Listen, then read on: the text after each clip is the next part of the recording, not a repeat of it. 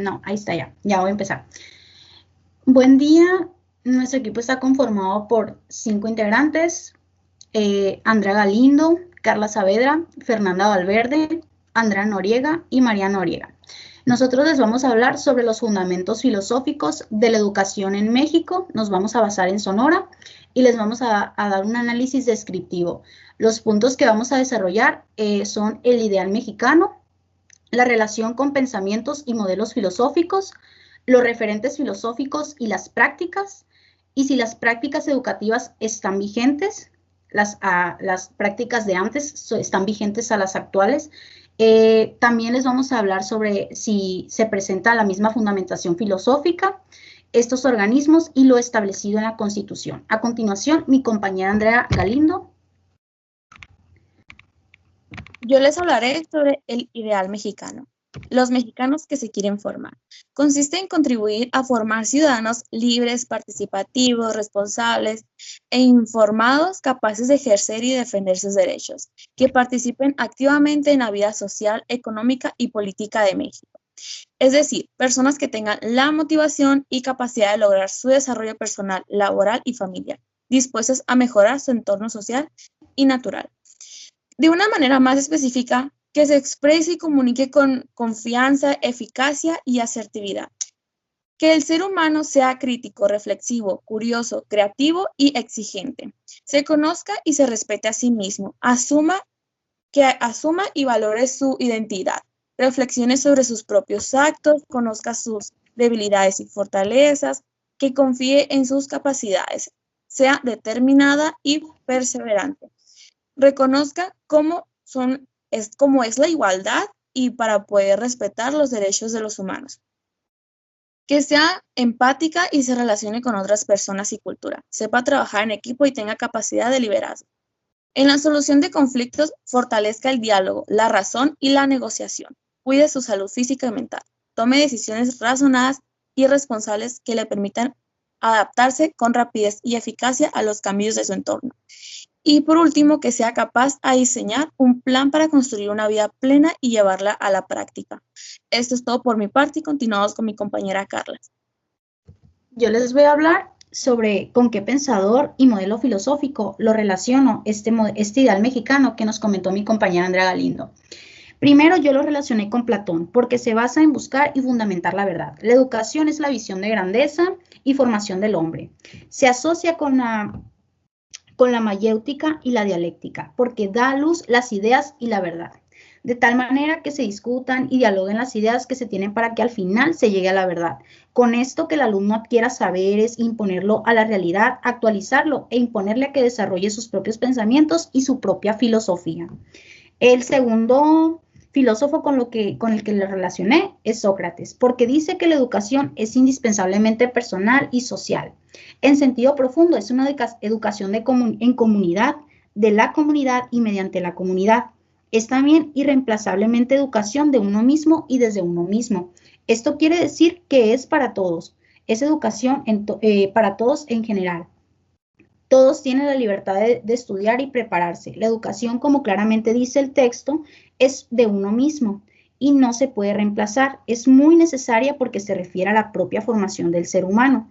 La persona aprende sus experiencias y claramente las de la sociedad, desde cómo se piensa, cómo se relaciona, interpreta y evoluciona. Nuestras acciones tienen sus consecuencias y al no resolverlas se crea un conflicto. Por ello somos responsables de nuestra educación. Y se relaciona con el modelo educativo número 4, que es antropología y pedagogía. Esto quiere decir porque nosotros somos formadores, debemos conocernos, pensar en dialogar con uno mismo. Además, la educación no debe ser memorística porque de esta manera no se aprende nada. Con estos tiempos la educación es más liberal. El estudiante se presentaba anteriormente como un papel, como un participante activo, cuando antes era el docente quien lo presentaba. Otro filósofo con que se relaciona es con Kant, ya que la educación es vista como arte, prepararse para el futuro, es un acto común de disciplina y sabiduría. Es tomar la decisión qué es lo que quiere y debe hacer el ser humano. Es formar conciencia, tener voluntad, y aunque esté por encima de las emociones y sentimientos del estudiante. Y es aquí, en este punto, cuando surge el cumplimiento del deber por el deber, de hacer las cosas que nos corresponde, lo que es correcto.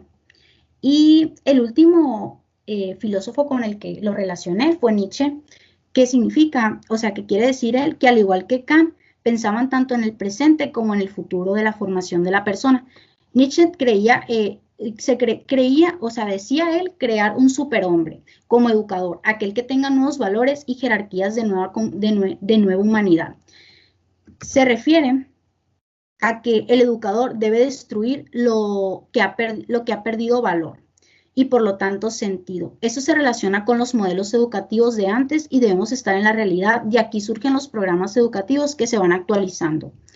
Y estos dos filósofos, tanto Kant como Nietzsche, se relacionan con el modelo filosófico número 3, que quiere decir voluntad y educación en el deber. Porque, como se comentaba anteriormente, los filósofos Kant y Nietzsche se centraban en la disciplina y en el cumplimiento del deber por el deber. A continuación, mi compañera Fernanda.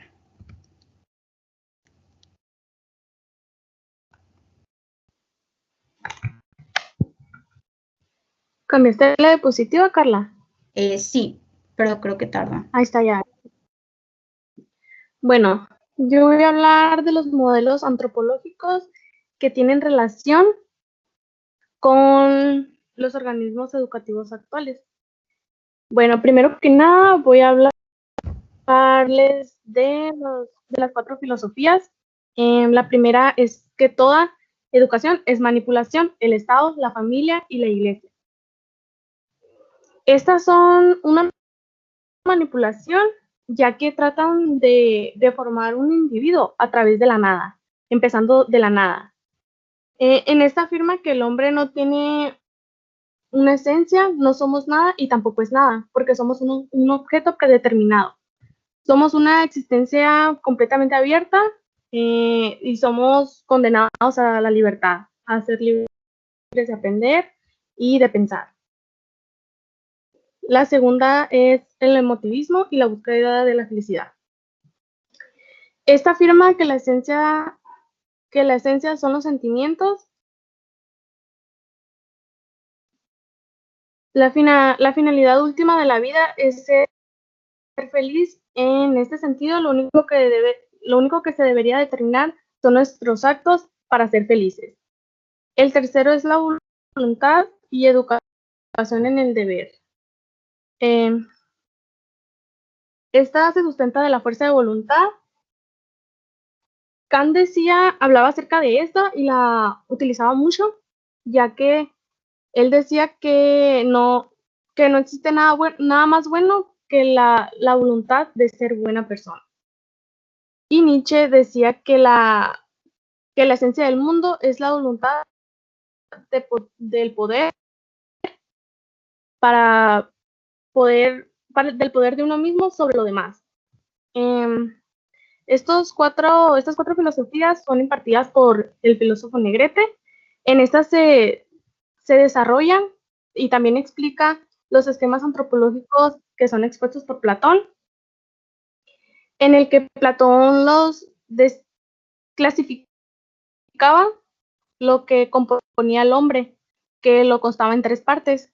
La primera es el intelecto, la segunda es la fuerza de voluntad y la tercera son los deseos. Actualmente los vemos presentes estos 3 conceptos en los organismos educativos actuales porque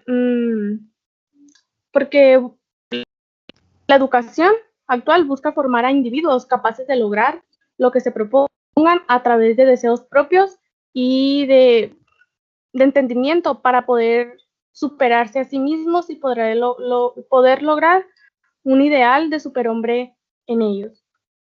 Estos son los modelos antropológicos y las filosofías y las 4 filosofías. Enseguida va a hablar mi compañera.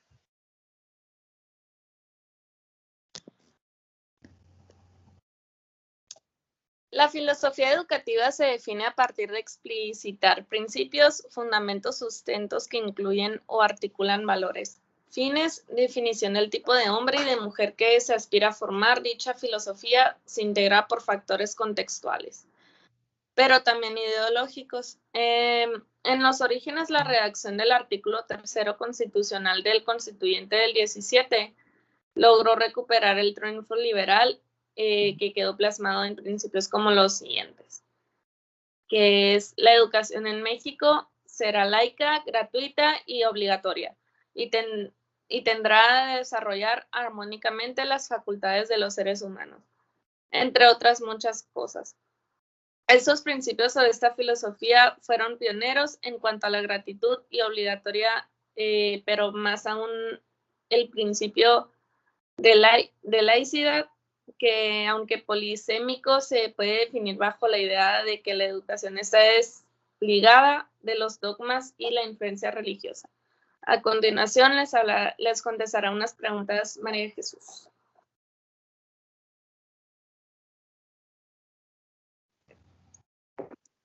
¿Persiste ese mismo ideal? Sí persiste, ya que es muy importante para la educación contar con estas características de ser curioso, tener creatividad y ser empática con los demás. Y aparte, pues es muy importante para, no sé, para la maestra, tener esas características hacia los alumnos, ya que se sienten pues seguros, ¿no? Con ella y así. Y siento que es algo que siempre debe de estar, pero claro que todo cambia, pero es algo que debemos de tener, de mantener. ¿Le puedes cambiar, por fin, Carla? Sí.